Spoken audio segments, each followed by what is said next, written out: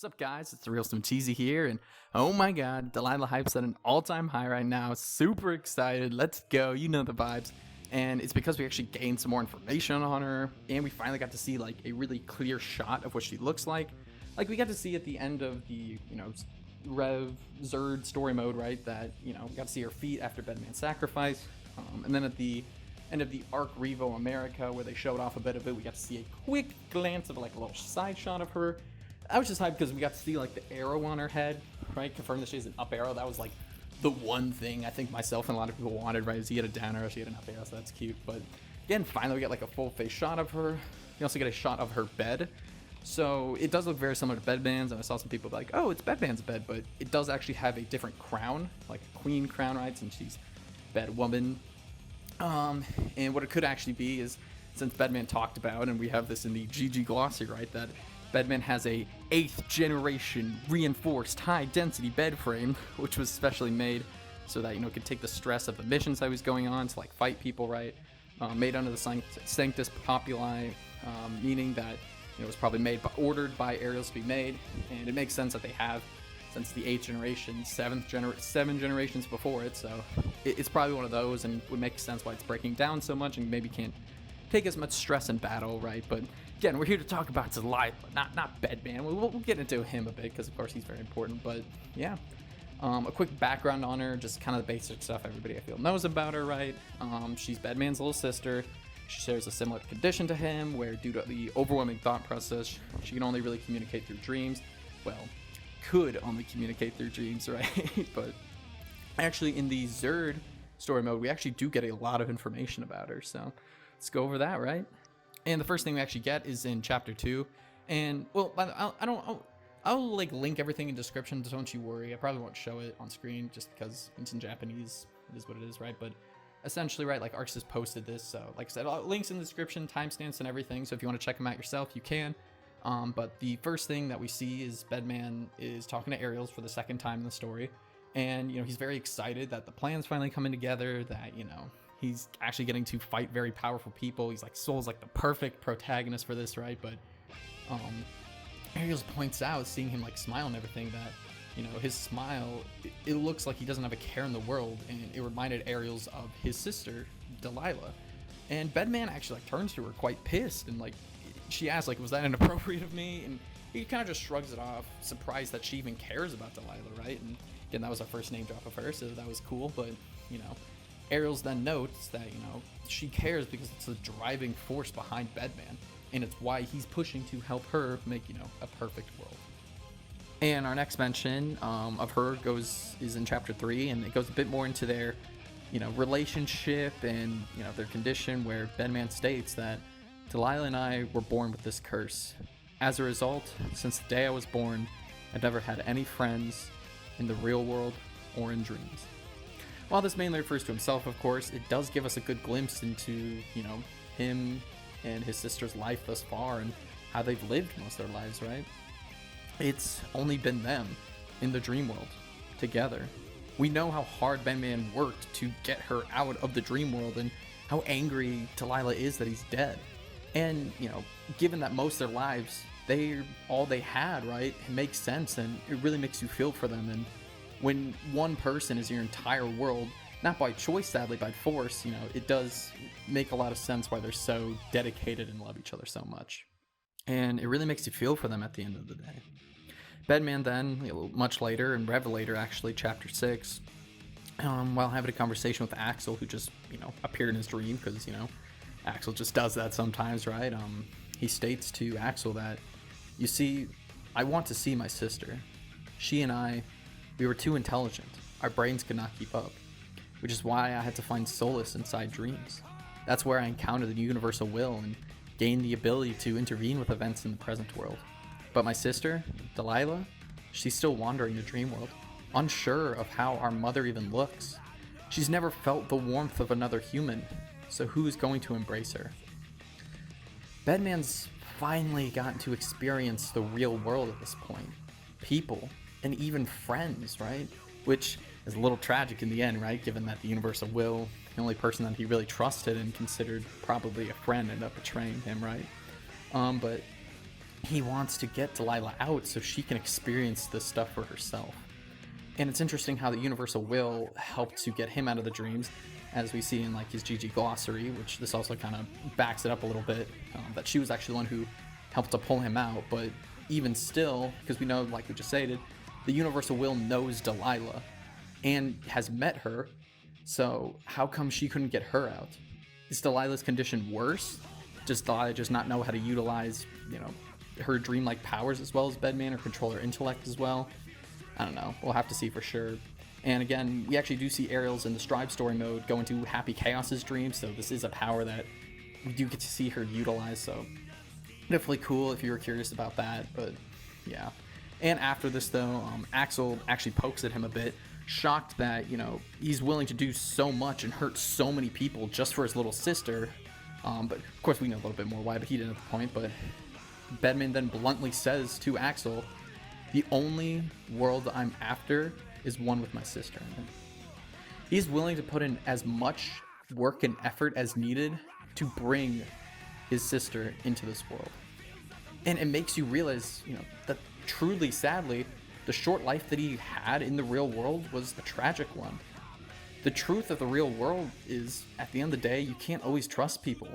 There are people who are going to betray you, use you, and not everyone at the end of the day is going to share the same motives as you and care about the same motives as you. Although the universal will did poke at, earlier, showing that she did quote-unquote care about Delilah, we see at the end that she never really cared about that. So, again, Bedman had a really short but sad, tragic life in the real world.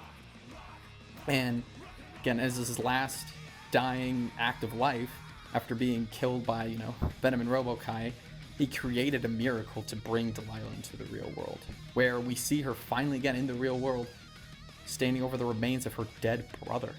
How tragic, how painful that must have been for her. Finally getting, their dream to come true, but she can't experience that joy with her brother, and it makes you realize why she's so hellbent on revenge. And we get, a peek of this is actually in the Strive Store mode, where we finally, get to see her and Baiken name drop, but it's when Anji's reminding Chip that that's, Happy Chaos is the one that they're targeting in particular.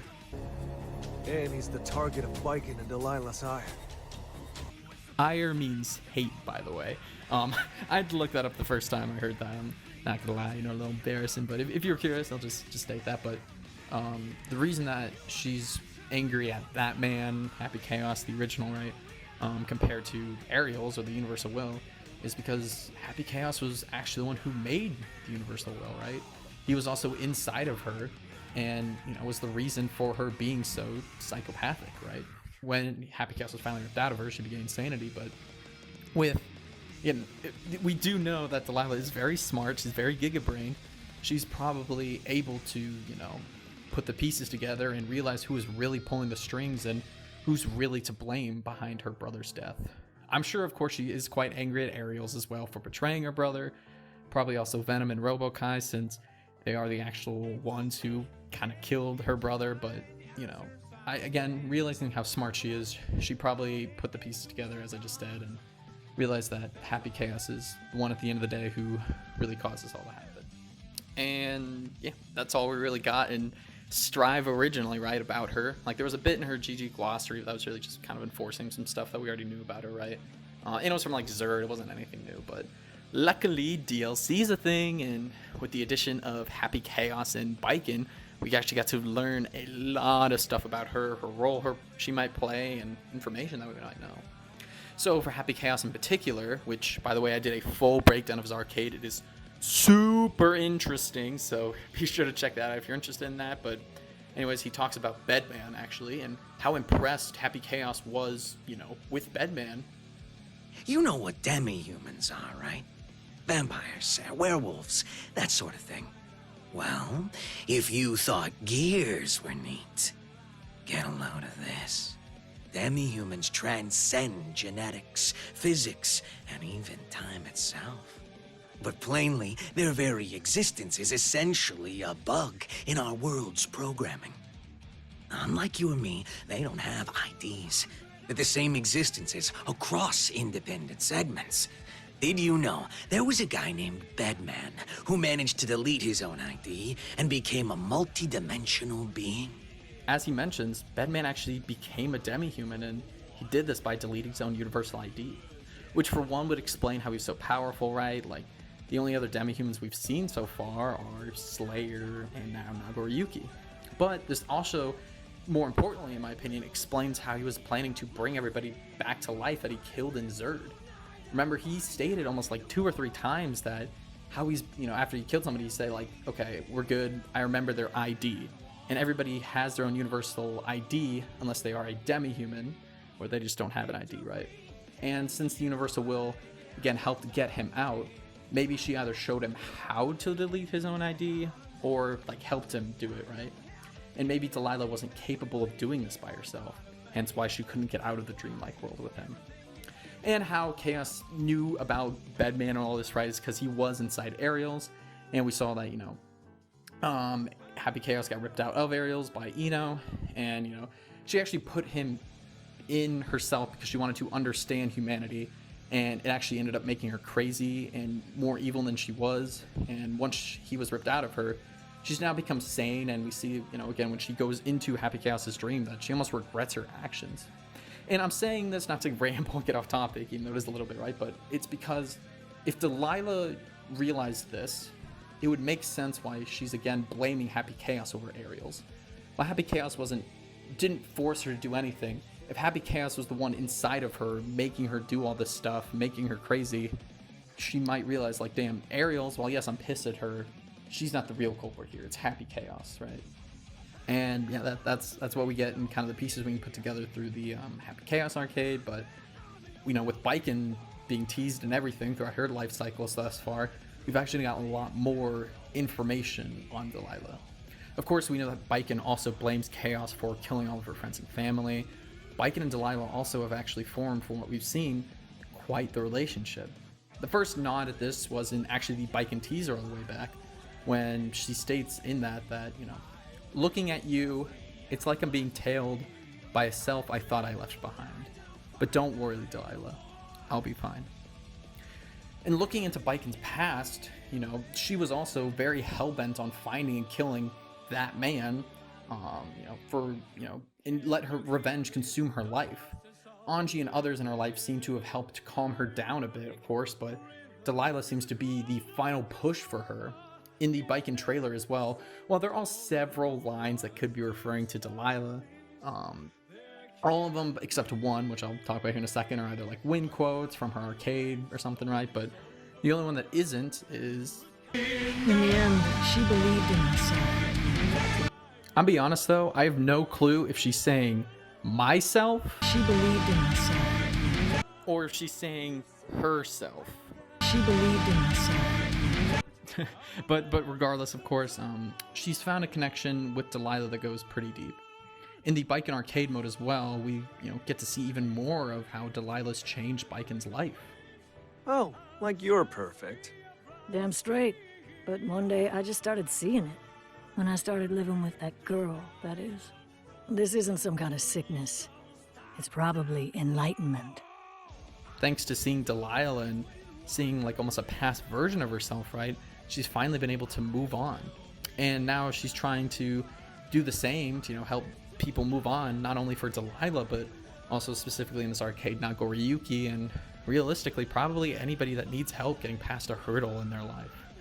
And it's not just helping Baiken to become enlightened, but also it's possible, and I'm thinking that Delilah actually gave Baiken a brand new sword. Your regret is the strongest sword I've ever known. Who is your teacher? A kid, about half my age. Ha! No wonder I can't win. Baiken mentions several times in this arcade mode that she's got a new sword. Oh shit. This new sword of mine is already getting me in trouble. And its name is Regret, by the way. Don't worry, Anji thinks it's pretty lame too. I have seen blades without bloodthirst. Blades forged in joy, blades that offer compassion, and blades that inspire. But yours is different. Maybe. I don't even know what it is myself. But it does have a name. Regret. Oh, sounds so lame. So, it's a fine name. It is what it is, right? But the reason I think this is more than just like metaphorical teach or anything, right, is because the sword, as mentioned by Baiken, Anji, and Nago, like everyone in this arcade mode, right, it makes you see and experience the things in your life that are holding you back. For Anji, nothing really happened when she, tried to cut him. Since he's already a free enough spirit, as she says, it's not going to do anything to him. But against someone like Nagoriyuki, and he tells her this in like multiple endings, because there are multiple level 8 endings, and obviously there's the one level 9 ending, that he can't beat her right now. And she follows up by saying, it's not that you can't beat me, it's that you can't beat and get over the demons inside of you right now. And because of that, she's become and wants to become this wall for Nagoriyuki to have to break down, that breakdown being like the internal struggles for him to finally gain enlightenment. Just like she, much like the regret that she feels and everything, well, more like the revenge and like the regret of that, right? But that's what she had to get over to finally become enlightened. And for that reason, it's why, as Anji states, like her sword can realistically be unbeatable against certain opponents, right? You have to beat yourself and your internal demons and struggles, or else you're never going to beat her, right? And we also know that she has a new style of fighting from this arcade mode. She calls it the weak point divider style. Impossible. You're a weak point diviner too? I'm more of a weak point divider.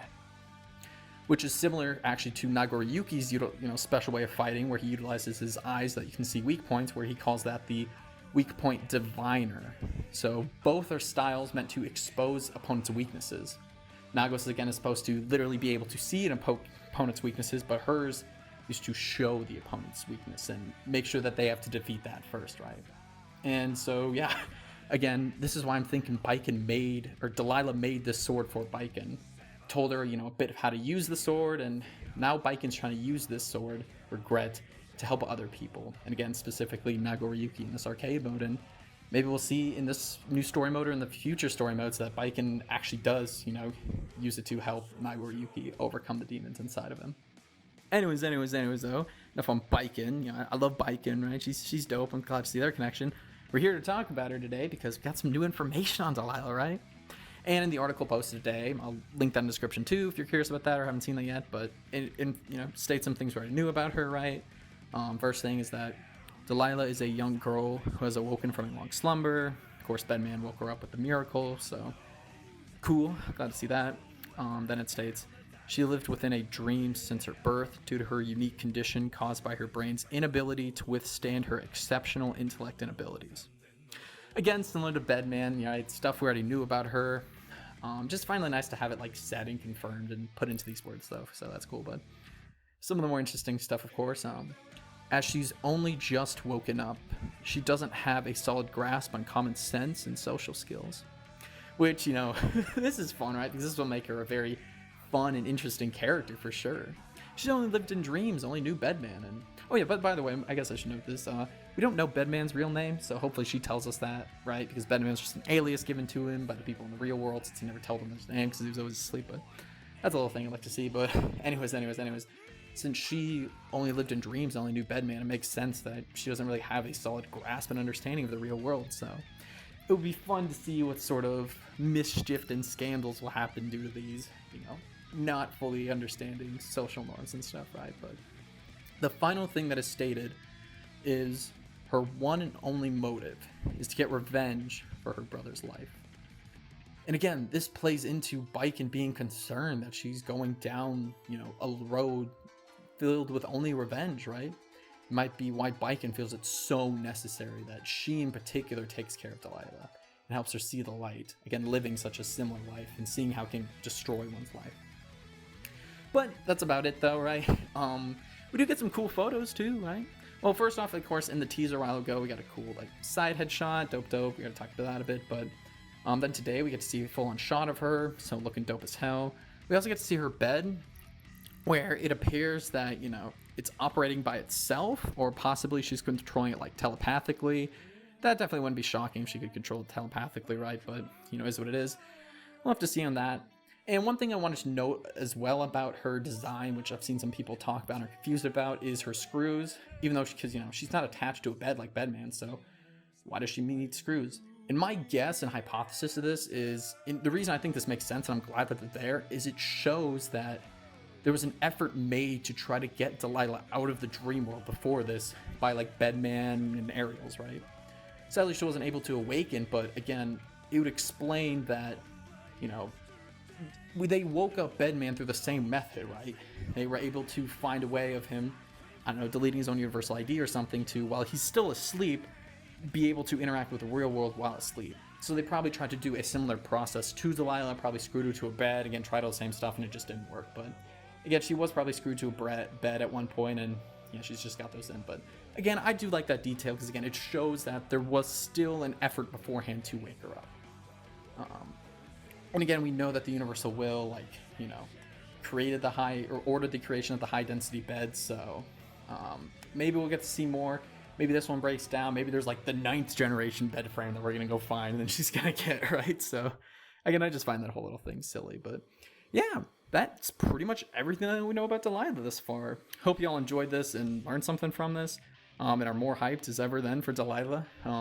Be sure to check out the links, like I said, for all my sources in the description if you want to check me or anything on this. But yeah, well, I'm new to Strive. Looking into Delilah's lore these past several months, I am super, super excited for her and happy to see everyone else now today getting hyped for her as well. I don't mind too much, I'll be honest, if y'all don't like and sub, because, you know, that's not really why I do this, but I would really appreciate if you guys could share this. Would mean a lot. I did work pretty hard on this, but yeah, there's a lot of Delilah hype, like I keep mentioning, and due to people looking forward to this character. Anyways, though, be sure to check out my Story Mode 2 countdown if you guys are interested in that, more than just Delilah. We've only got 8 days left, so keep getting hyped for that. Yeah, feel free to leave any questions you have regarding Delilah. I'll be sure and try to answer them to the best of my abilities, of course, but yeah. Again, thank you guys so much for watching. It really does mean a lot to me. I love you all so, so much, and hey, take care.